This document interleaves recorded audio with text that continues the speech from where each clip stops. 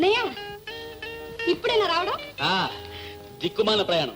నిన్న బయలుదేరితే ఈవేళ తెలియదు కప్పలాగా. ఈ పాటికి లండన్ 2 సార్లు వెళ్ళి రావచ్చు.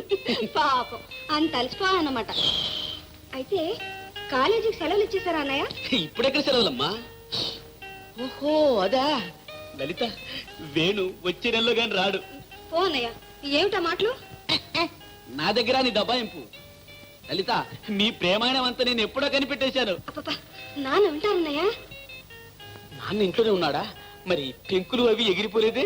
అమ్మగారు కూడా ఇంట్లోనే ఉన్నారండి, లేకపోతే మీరు అన్నమాట వచ్చాడే ఇదేనట్టు రావడం? అవునన్నా. ఎవరైనా ఇట్టా చిక్కిపోయావి, కాస్త ముందుగా ఉత్తరం రాస్తే చవలైన స్టేషన్ పంపించడానికే. టైం ఏదమ్మా, హడ్డిలిపోయి కంగారుగా బయలుదేరి వచ్చాను. హళ్ళిపోవడం ఎందుకు రా, మేము బాగానే ఉన్నాగా. అది కాదు నాన్న, పరీక్షకు డబ్బు కట్టాలని ఎన్ని ఉత్తరాలు రాసినా పంపకపోతే ఏం చేయను? అటు పరీక్ష ఇటు డబ్బు, అటు పరీక్ష ఇటు డబ్బు. డబ్బు పంపరా? మరి పంపాయని చెప్పా కదండి. ఇదొక పరీక్ష నాకు. అదేనే పంపుదామని అనుకుంటున్నాను. ఇంతలోకి సోమయ్య వచ్చి ఎక్కువ వడ్డీ ఇస్తా అన్నాడు. సరే వచ్చే వారం వీడికి పంపించవచ్చు కదా అని ఆ డబ్బా సర్దేశాను. ఏసేట్టుగానే ఉంది. మీకు వడ్డీ వ్యాపారం ఎక్కువ, అబ్బాయి చదువు ఎక్కువ. పంపకే చదువే ఎక్కువ. ఒరే అబ్బాయి, నేను వెళ్ళొచ్చిన తర్వాత డబ్బిస్తాను, ముందు నువ్వు లోపల వెళ్ళి స్నానం చేయి. ఏమండదు, కుంపడ మీద నీళ్లు పెట్టాను, కాఫీ కలిపి అబ్బాయికి ఇచ్చి మిగతాది మీరు తాగండి. ఏమైంది అంతమ్మా? తొందరగా రావే, పేరెంట్ అంతా వచ్చి ఉంటారు. అయ్యగారు కాఫీ బ్రహ్మాండంగా కాస్తారండి. అందులో ఏ సందేహం లేదురా. కానీ అబ్బాయి తాగిన తర్వాత మిగతాదే మనకు. కూర్చోండి.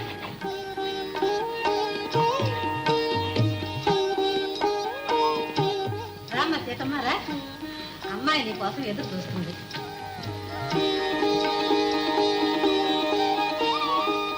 అబ్బాయికి ఏం పేరు పెట్టారు పిన్ని గారు? రవికుమార్. మంచి పేరు కదా నాన్న. చూడన్నా, చూడమ్మా. ఒకసారి ఒకసారి వచ్చావా సీత? పెందలాడే రమ్మంటే ఇప్పుడా వచ్చేది. ఎవరమ్మా ఆవిడ? మీ అమ్మాయితో అంత కలుపు కొలుతనంగా ఉంది. సీతమ్మ గారని మన ప్రెసిడెంట్ గారి భార్య. ఆయన తగ్గ ఇల్లాలు. ఇల్లాలు ఇటుక రాయి. మంచి మనుషులు మురిసిపోతున్నావు గాని ఇలా పిల్లవాడిని ఎవరి చేతికి పడితే వాళ్ళ చేతికి ఇవ్వకూడదు. గుడ్రాలు ముగ్గు పెట్టుకుంటే బిడ్డలు కాస్త గడ్డలా ఇవ్వకుంటారు. వెళ్ళి కాస్త దృష్టించు. చాలే ఉన్నా మహా చెప్పొచ్చావు. ఇది నాలుక తాటి పట్టే. ఎవరికి తాటి పట్టిన తర్వాత నీకే అర్థం అవుతుంది. ఏమోయ్, ఇవాళ ఏమైనా వాయిదా ఇవ్వడం ఉందా లేదా? మేము ఇంకా బోర్డు నెలకి వెళ్ళాలి పేరెంట్ అని. ఇదిగో ఇచ్చేస్తున్నాను భద్రమ్మ గారు. ముందు ఆయన మా చేతికి ఇవ్వాలని. అవ్వా అవ్వా, ముందు ఆయన పిల్లా పీసు లేని వాళ్ళకి ఇచ్చుకుంటారా? నిచ్చే పిల్ల పిల్లలు ఉన్నవారి ఇలాంటి పొరపాటు పని మరెప్పుడు చేయదు భద్రమ్మ గారు. సీత,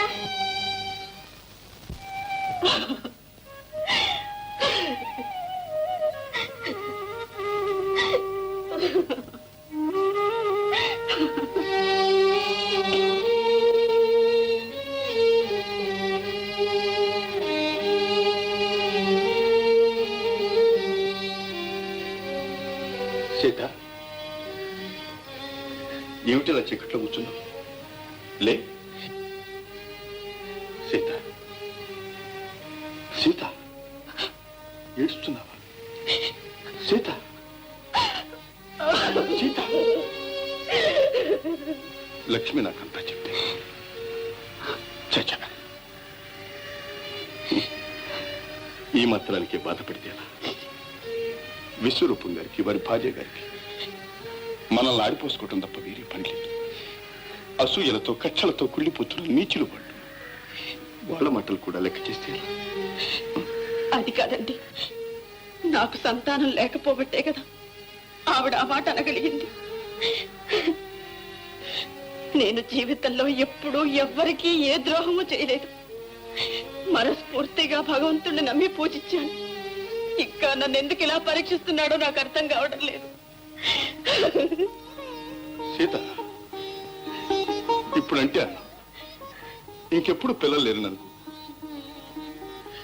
వేణు నీ బిడ్డ కాదు. కన్న ప్రేమ కంటే పెంచిన ప్రేమ గొప్పదంట. 3 ఏళ్ల పసివాణ్ణి చేరదీసి తల్లి ప్రేమ కొరత లేకుండా చేశావు. కంటికి రెప్పలా చూచి పెద్దవాణ్ణి చేశావు. అంతలోనే మర్చిపోయావు. లేదండి, వేణు ఎప్పటికీ నా కొడుకే. సీత, సీత, ఇదిగో వేణు రాసి ఉత్తరం. వేణు రాశాడా? ఎప్పుడొచ్చింది? ప్రొద్దునొచ్చింది. ఆఫీస్ గొడవలో ఎవడే మర్చిపోయాను. కోపడకండి, చదవండి. చిరంజీవి వేణుకు మీ వదిన హృదయపూర్వకంగా ఆశీర్వదించి వ్రాయినది. నీవు వ్రాసిన ఉత్తరం చూచి చెప్పలేని ఆనందం అనుభవించాను. నిన్ను చూచి ఎన్నాళ్ళు అయినందున నా మనసు ఎంతో బాధపడుతూ ఉంది. కంటికి దూరమైన కొడుకు గురించి కన్న తల్లి ఎంత తప్పించిపోతుందో నాకు ఈనాడు అర్థమవుతోంది. కానీ నువ్వక్కడ కష్టపడి పెద్ద చదువు చదువుతున్నావనే ఆనందమే నన్ను అన్నిటినీ మరిపిస్తూ ఉంది. పరీక్షలు చక్కగా వ్రాసి జయం పొంది వస్తావని ఆశిస్తున్నాను. నీ రాక కోసం మీ వదిన 1000 కళ్ళతో ఎదురు చూస్తుందని మాత్రం మర్చిపోకు. ఇట్లు మీ వదిన సీత.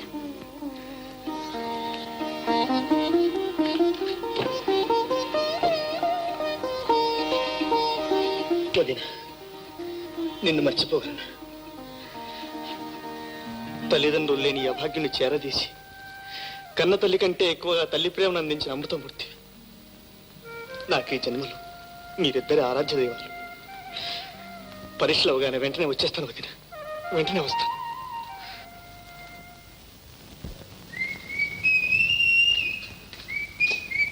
ఏరా, పొద్దు నుంచి ఎక్కడికి వెళ్ళావు?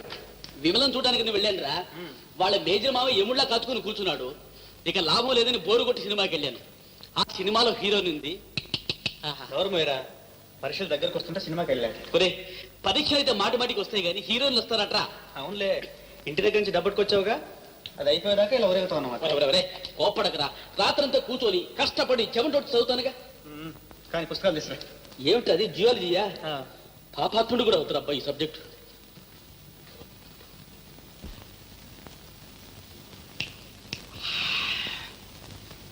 Friends, Romans countrymen, lend me your ears.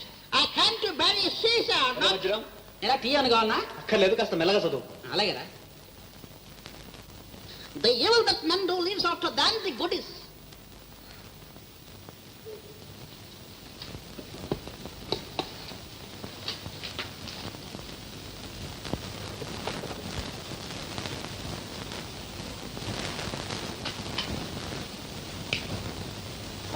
ఒరే వజ్రం,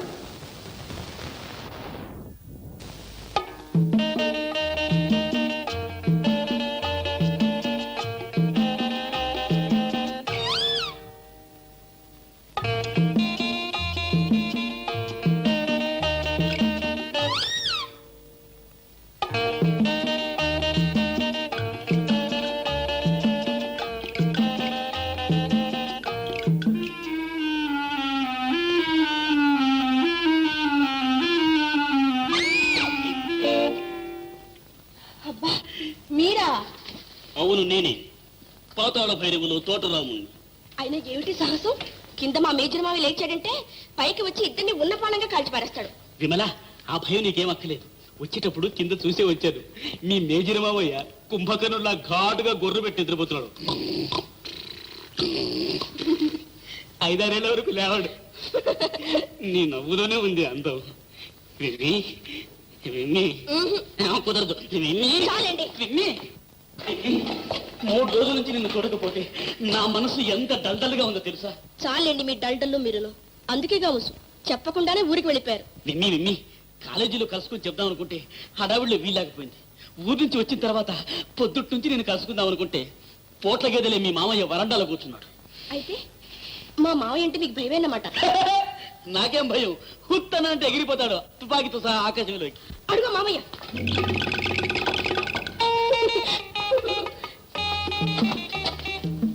అమ్మ దొంగ, జోక్ చేస్తున్నావా? నిన్ను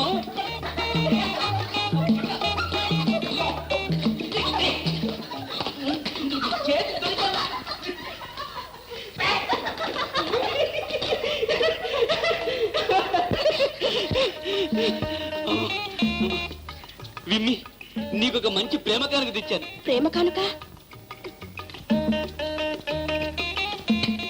ఇదిగో, నీకిష్టమని మా ఊరు నుంచి తెచ్చాను. నేను ఈ డబ్బాలు ఇష్టం అని చెప్పానా? చీ, చీ, ఇవి డబ్బాలు కావు. ఇవి మినపసునుండలు, ఇవి జంతికలు. స్వచ్ఛమైన వెన్న కాచి నీతో మా అమ్మ చేసింది. ఏది నోరు తెరుగు. నాకొద్దు. ఆ? వద్దంటే వదిలిపెడతానా? తెచ్చాక తినవలసిందే. ఆ నాకొద్దు. ఆ ఆ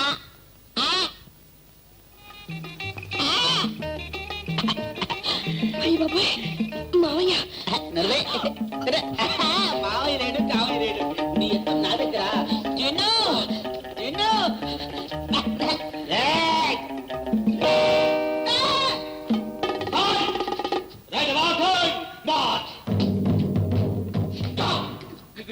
గుడ్ మార్నింగ్ సార్. సార్, ఈ సున్నిండు గంటకి మీకే సార్. ముందు నీ నోరు తర్వాత డబ్బాలు మూసాయి. ఏడు దగ్గర తారులాడుతున్నా చెప్పాను. నా దగ్గర తుపాకుందని చెప్పరా?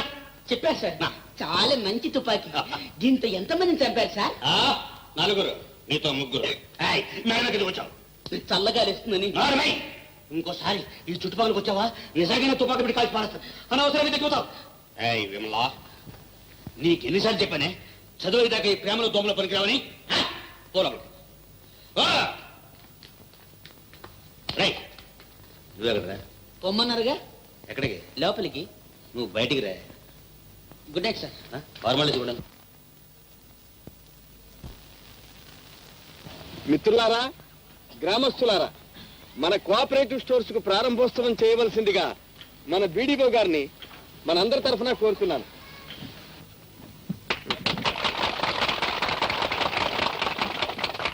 శ్రీ కేశవరావు గారు నాకు బాగా తెలుసు.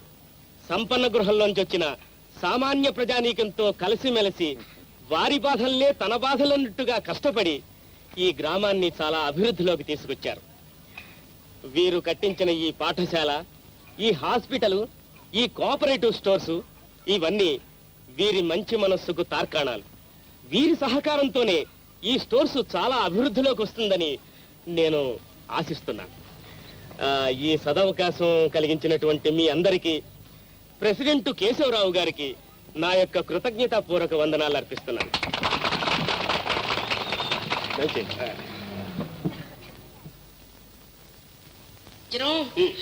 నువ్వు నిజంగా వారం రోజులు వచ్చేస్తావుగా? తప్పకుండా వస్తామా. నిన్ను చూడకుండా నేను మాత్రం ఉండగలనా? పల్లెటూరికి ఈ శరీరం అయితే పోతుంది కానీ నా మనసు దయ్యంలాగా నీ గదిలోనే తిరుగుతుంటుంది. అంత రెడీరా? వెళ్ళి ట్యాక్సీ తీసుకురా. అన్ని రెడీరా, రా త్వరగా. కూర్చోరా, వస్తాను.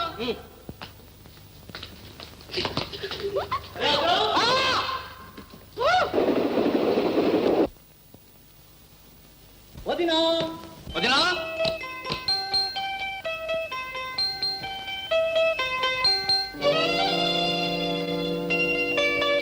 వేణు, వేణు,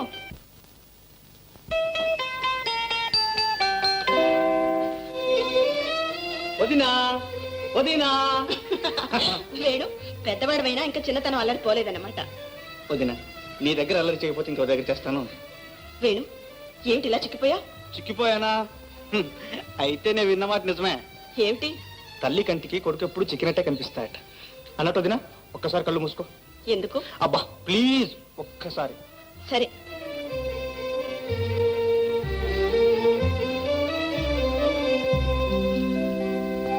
వదినా, వేణు, నీకోసమే తెచ్చాను వదినా. నాలాగే ఈ గాజులు కూడా నీ చేతుల్లో పెడితే రాణిస్తాయని. వేణు, నేనెంత అదృష్టవంతురాలి. వదినా, అన్నయ్యేడి? ఏదో పని ఉందని చెల్లూరు వెళ్ళారు. సాయంత్రానికి వచ్చేస్తారులే. అన్నట్టు నీ పరీక్షలు ఎలా రాసావు? ఫస్ట్ క్లాస్ లో రాశాను. రోజు పరీక్షకి వెళ్ళేటప్పుడు నా ఇష్టదేవతని ఇలా ప్రార్థించేవాడిని. తల్లి నిన్ను దలంచి పేపరును చేతంబూని తిన్, నీవు నా జుల్లంబందున నిల్చి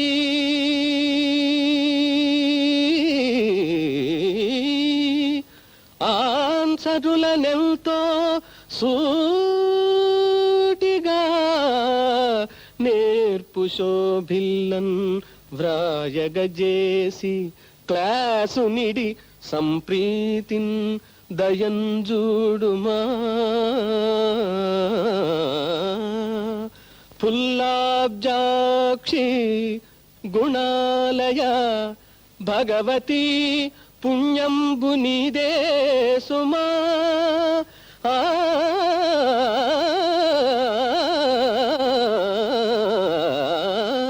ఆ ఆ ఆ ఆ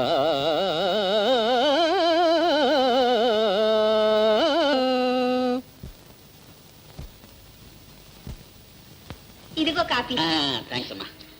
అన్నయ్య నీ పరీక్ష ఈ ఏడు కూడా చెట్టెక్కుతుందా? ఛా, ఏమిటమ్మా అపశకుర పాటలు బ్రహ్మాండంగా రాశాను. పట్టుబట్టి అహోరాత్రంలో ఎంత కష్టపడి రాశానో నీకేం తెలుసు? ఆ దేవికి తెలుసు, పక్కన స్టూడెంట్స్ తెలుసు. వాళ్ళకి నిద్రే ఉండదు కదా పాపం. అయ్యో పాపం. ఏదైనా సరే వాడు పట్టుబట్టారంటే విడిచిపెట్టడు. అంతా నా పోలికే. అందుకనే ఇలా ఏడుస్తుంది వాడి జాతకం. ఒరే వజ్రం, ఈసారి ఫెయిల్ అయ్యావో చెవు పట్టుకు లాక్కెళ్ళి కిరాణా కొట్లో పారేస్తా. కొట్టాలు కట్టుకుంటూ కూర్చోవాలి. పొట్లాలు కట్టుకోవడానికి వాడికేం కర్మ? దర్జాగా ఉద్యోగం చేసుకుంటాడు. ఏదే పరీక్ష ఎలా రాశావు? పాస్ అవుతానని ఏమైనా అనుమానంగా ఉందా? అనుమానం ఏంటన్నా? ఢంకా మీద దెబ్బ కొట్టి ఫస్ట్ క్లాస్ లో పాస్ అవుతాను. అమ్మయ్యో, ఫస్ట్ క్లాసే. అయితే ఇది ఏదో పెద్ద ప్రమాదమే. చాలే ఊరుకోండి, కష్టపడ్డాడు పాస్ అవుతాడు. అన్నయ్య అన్నయ్య, నీ నెంబర్ ఎంత అన్నయ్య? నంబరా? ఏ జ్ఞాపకం లేదా? ఓ yes, 117. ఇది మళ్ళా చెప్పరా నంబరు? 117. 1 1 7. 7. 117. ఎక్కడికి వెళ్తున్నా? అదే కమల్ ఎందుకో తొందరగా రమ్మని కబుర్ చేసిందమ్మా. ఇప్పుడే వచ్చేస్తాను. ఎప్పుడు కొమ్మల మడి తిరగడమే. తొందరగా రా. మా మంచి అమ్మ. నీ తలకాయ.